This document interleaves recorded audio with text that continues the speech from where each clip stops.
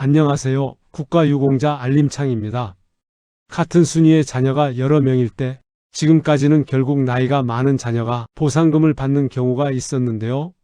이 규정이 바뀔 가능성이 상당히 커진 상황입니다. 헌법재판소가 이미 이 조항에 문제가 있다고 결정을 내렸고 국회에서도 관련 개정안이 상임위원회 심사를 거치며 논의가 상당히 진행됐기 때문입니다. 그런데 이 소식을 들으면 이런 생각이 드실 겁니다. 그럼 지금 받고 있는 보상금이 끊기는 건가? 동생도 이제 당장 받을 수 있는 건가? 앞으로는 형제가 똑같이 나눠 받는 건가? 결론부터 말씀드리면 아직 그렇게 단정할 단계는 아닙니다. 오늘 영상에서 왜 그런지 그리고 앞으로 뭘 지켜봐야 하는지 정리해 드리겠습니다. 1. 지금까지는 어떤 기준으로 정해졌나? 국가유공자가 돌아가시면 유족에게 보상금이 지급되는데 같은 순위의 유족이 2명 이상이면 누구에게 줄지 정하는 기준이 필요합니다. 지금 법에서는 순서가 이렇습니다. 1. 유족들이 협의해서 한 사람을 정했다면 그 사람이 우선, 2. 협의가 안 됐다면 국가유공자를 주로 부양하거나 양육한 사람이 우선, 3. 그것도 정해지지 않았다면 마지막에는 나이가 많은 사람이 우선. 문제가 된 건 바로 이 마지막 3번, 나이가 많다는 이유만으로 우선순위를 주는 부분입니다. 예를 들어볼까요? 같은 순위의 자녀가 2명 있는데 두 분 다 부모님을 특별히 더 많이 부양하신 것도 아니고 가족끼리 따로 협의해서 정한 것도 아닌 상황이라고 해봅시다. 이런 경우라면 현재 규정상 나이가 많은 자녀가 선순위자가 될 수 있습니다. 두 분 모두 부모님을 그리워하고 감사하는 마음은 같은데 결과적으로는 태어난 순서가 기준이 되는 셈입니다. 여기서 분명히 짚어야 할 점이 있는데 이건 장남이 무조건 받는다는 규정이 아니라 나이가 많은 자녀가 받는다는 규정입니다. 아들, 딸 구분이 아니라 나이가 기준이었다는 점 정확히 알아두시면 좋겠습니다. 이 헌법재판소는 왜 문제 삼았나? 2025년 4월 헌법재판소는 이 연장자 우선 조항이 헌법에 맞지 않는다는 결정을 내렸습니다. 다만 바로 효력을 없애는 게 아니라 국회가 새 기준을 만들 때까지 시간을 준 헌법불합치 결정이었습니다. 헌재가 문제 삼은 이유를 쉽게 풀어보면 이렇습니다. 먼저 짚고 넘어갈 게 있습니다.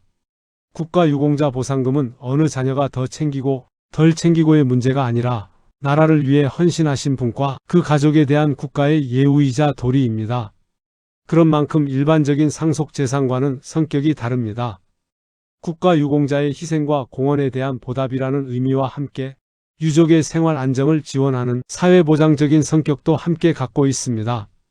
헌법재판소도 이런 제도의 성격과 목적을 고려해 같은 순위의 자녀 가운데 단순히 나이가 많다는 이유만으로 선순위자를 정하는 것이 합리적인지를 살펴봤습니다. 다만 범위를 정확히 해둘 필요가 있습니다. 헌법재판소가 연장자 우선 제도 전체를 혹은 나이를 기준으로 삼는 모든 법률을 위헌이라고 판단한 게 아닙니다. 이번 결정의 대상은 정확히 말하면 국가유공자법 조항 가운데 자녀 중 나이가 많은 사람을 선순위자로 정하는 부분입니다. 반면 국가유공자를 주로 부양하거나 양육한 사람을 우선하는 기준은 헌재도 평등원칙에 위반되지 않는다고 판단했습니다. 즉 지급순위 자체가 통째로 사라지는 게 아니라 맨 마지막 단계의 나이 기준만 다시 손보게 되는 겁니다. 3. 그럼 지금 당장 연장자 우선이 없어진 걸까? 아닙니다. 이 부분이 가장 헷갈리기 쉬운 지점인데요.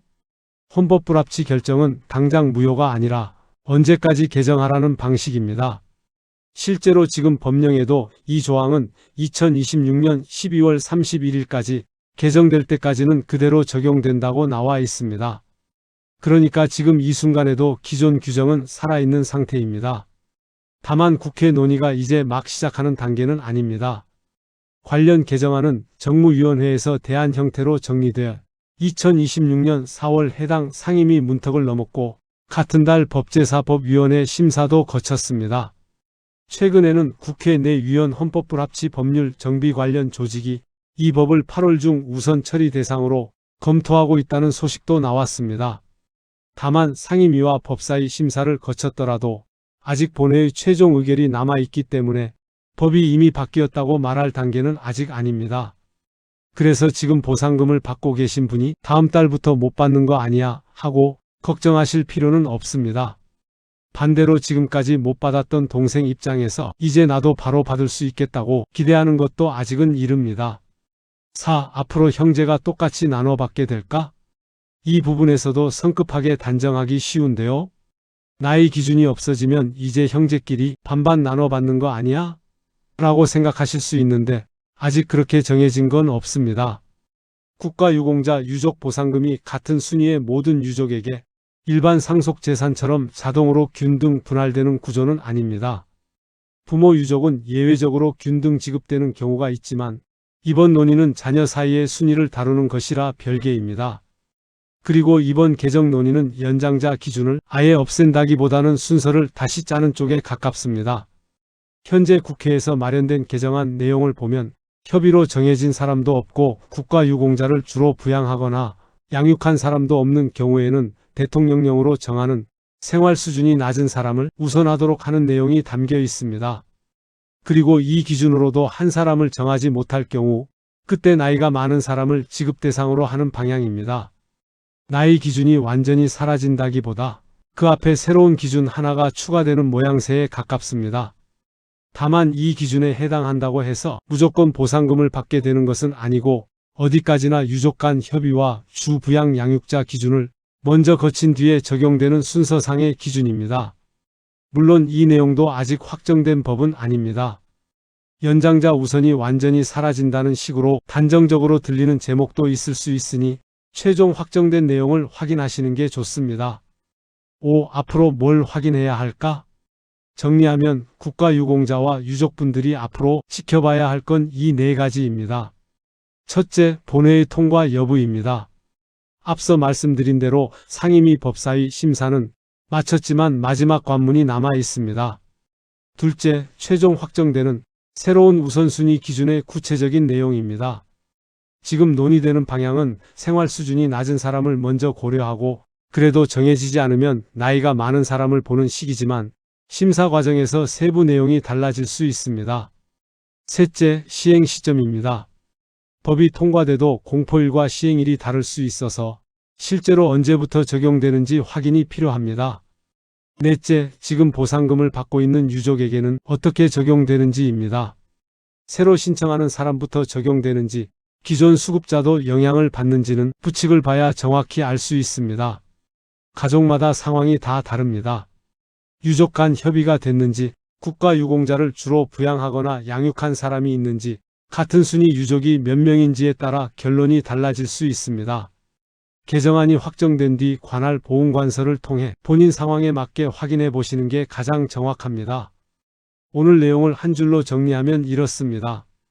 연장자 우선 기준은 헌법 불합치 판단을 받았고 관련 개정안은 국회 상임위원회와 법제사법위원회 심사를 거쳤지만 본회의 통과는 아직입니다.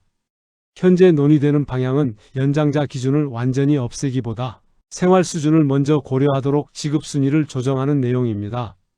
오늘의 내용은 여기까지입니다. 구독과 좋아요 한 번씩 눌러주시면 앞으로 더 좋은 영상 만드는 데 큰 힘이 됩니다. 시청해 주셔서 감사합니다.